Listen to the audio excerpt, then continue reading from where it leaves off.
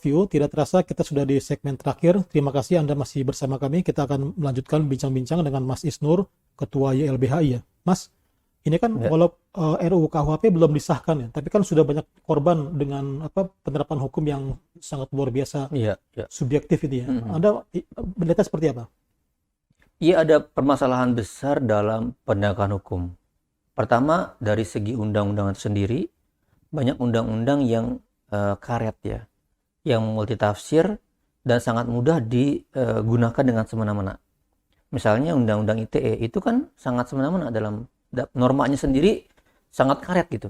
Jadi orang mengkritik seringkali diasumsikan sebagai pencemaran nama baik, sebagai penghinaan. Hmm. Dan Undang-Undang ITE itu kan yang melapor banyak para pejabat. Hmm.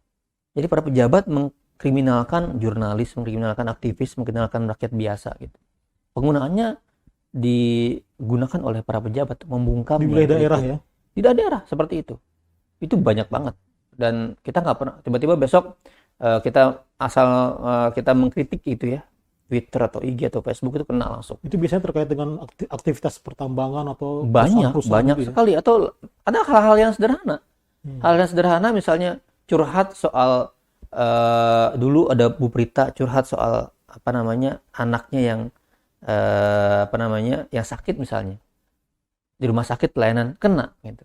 Iya. Curhat Kosengseng curhat soal rukonya tempat dia berlangganan ruko dia kena gitu.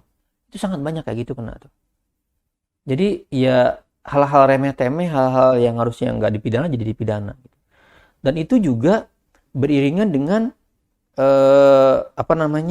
banyak kebijakan yang lahir dan itu mengaktifkan kembali undang-undang yang lama gitu. Tadi saya bilang ancaman penghinaan presiden, kemudian juga bagaimana sekarang ada usul kemarin tentara bisa menduduki jabatan kementerian. Terus kementerian mau riset nih, ada Permendagri, riset harus izin ini itu gitu. Jadi sangat banyak ancaman yang hadir di tengah-tengah kita dan itu berhubungan dengan penegak hukum. Satu ya undang-undang, yang kedua penegak hukumnya, kepolisiannya, kejaksaannya, ke pengadilannya gitu. Itu kita tahu bersama dari kejadian Sambo, bagaimana rekayasa, bagaimana manipulasi, bagaimana sekomplotan oknum ya, komplotan aparat sampai 36 orang itu melakukan melakukan kejahatan bersama gitu. Itu dilakukan oleh penegak hukum gitu.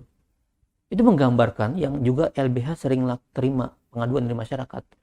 Banyak sekali rekayasa terjadi pada masyarakat biasa. Orang nggak bersalah, orang nggak melakukan apa-apa, tiba-tiba ditangkap, disiksa, dipaksa mengaku, dan disidangkan. Jadi ada banyak peradilan sesat gitu. Itu problem tuh.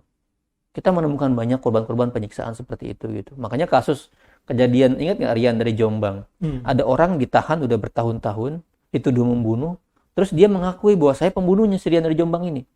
Artinya apa? Artinya 2 orang, 3 orang yang sebelumnya diputus bersalah, dia nggak bersalah dan dipenjara bertahun-tahun gitu. Dan tidak ada rehabilitasi. Dan ya itu kejadiannya seperti apa kok bisa seperti itu? Artinya apa?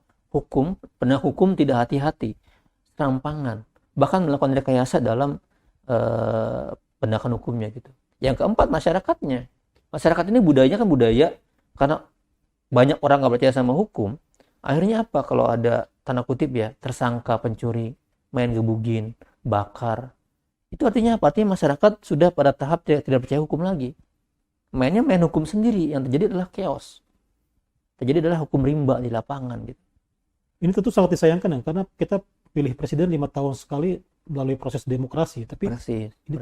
menjadi ancaman terhadap demokrasi itu sendiri ya. Iya, dan sekarang dengan seiring Pak Presiden semangatnya adalah pembangunan infrastruktur, tentu itu pembangunan itu hal yang dibutuhkan. Tetapi kalau pembangunan itu pertama mengandalkan investor, itu bertentangan dengan semangat berdikari, semangat untuk membangun berdikari sendiri. Karena apa? Investor datang itu kan dengan banyak tuntutan. Membangun kereta cepat, Cina misalnya, dengan hutang piutang gitu. Akhirnya apa? APBN kena, terserap. Tapi yang kedua, ketika pembangunan dipaksakan dan mengambil, merampas lahan-lahan rakyat, merusak lingkungan hidup, akhirnya apa? Pembangunan untuk siapa sih gitu? Pembangunan hanya apakah untuk orang-orang kaya, untuk orang-orang yang bisa menikmati itu, atau buat masyarakat gitu. Kalau masyarakat misalnya teman-teman di Wadas gitu ya, mereka karena mau dibangun bendungan ditambang wilayah kampung mereka dan akan rusak karena ditambang batu-batunya. Dan mereka ke depan tidak punya pengharapan karena apa? Lingkungan hidupnya rusak, tanamannya akan pergi dan lain-lain. Nah ini perampasan lahan, Mas. Perusakan lingkungan itu terjadi di mana-mana. Di Pulau Sangihe misalnya di ujung utara Dan sana. hukum tidak berdaya ya. Hukum tidak berdaya. Karena apa? Karena ketika mau membangun, ketika mau menggusur, mereka menggunakan aparat. Jadi aparat di depan, aparat dipakai untuk mengancam rakyat, mengkriminalkan rakyat yang melawan, yang mengkritik itu. Itu Seandainya seperti itu RUU jadi. ini tetap disahkan, apa yang Nah, akan dilakukan? ya potensinya Iya, semakin besar. Masyarakat dipidanakan. Potensinya masyarakat semakin mudah dikenakan ancaman pidana seperti ini. Ketika misalnya mereka melakukan kritik kepada pemerintah yang menggusur mereka, yang mengambil lahan mereka, mereka pakai bahasa-bahasa yang kreatif ya. Kadang-kadang juga seniman terlibat juga. Terus dianggap menghina, dianggap merendahkan martabat misalnya, kena pidana mereka. Dan sekarang ada banyak, Mas. Misalnya di kasus Budi Pego di Banyuwangi, itu sama sekali nggak ada mereka melakukan tindakan hal nempel gambar Palu Arit, tiba-tiba ada kena jadi pidana. Di Indramayu misalnya ada kelompok masyarakat yang menolak pembangunan PLTU gitu, terus tiba-tiba ada pengibaran bendera gitu. Pengibaran benderanya ini kecelakaan gitu. Saat waktu pemasangan mereka kan cinta bendera, salah terbalik, mereka dipidana pakai itu.